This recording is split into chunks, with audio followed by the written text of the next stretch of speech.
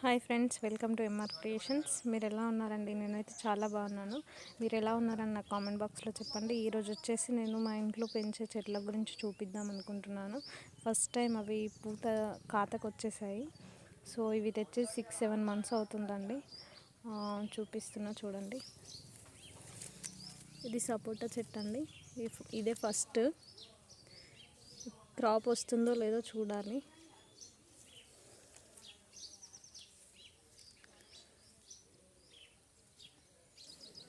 Next వచ్చేసి ఇది cherry plant అండి. ఇది కూడా సేమ్ అది తీసుకొచ్చినప్పుడే తీసుకొచ్చాము. ఇది కూడా సేమ్ టైంలో ఫ్లవరింగ్ వచ్చింది.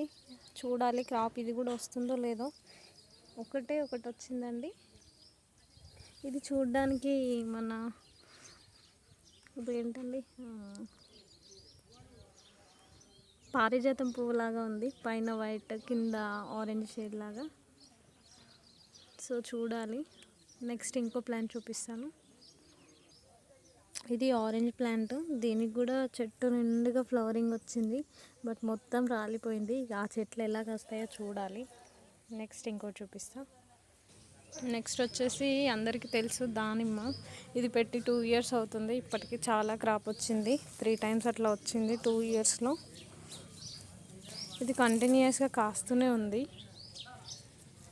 సో ఇది చాలా పెద్దగా అయిందండి. చూడండి క్రాప్ ఎలా ఉంది.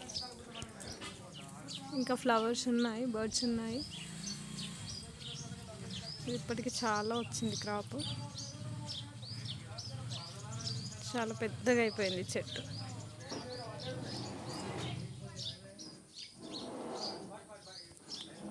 నెక్స్ట్ ఫ్లవర్స్ అండి. చూడండి ఎంత బాగున్నాయి.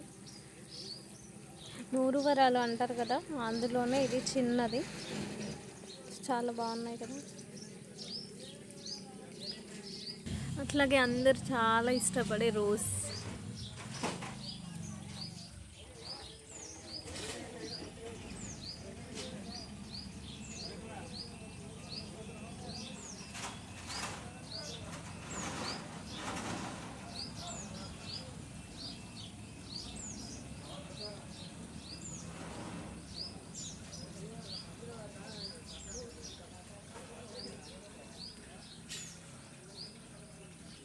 ఫ్రెండ్స్, మీకు ఈ వీడియో నచ్చినట్లయితే లైక్ చేయండి, షేర్ చేయండి.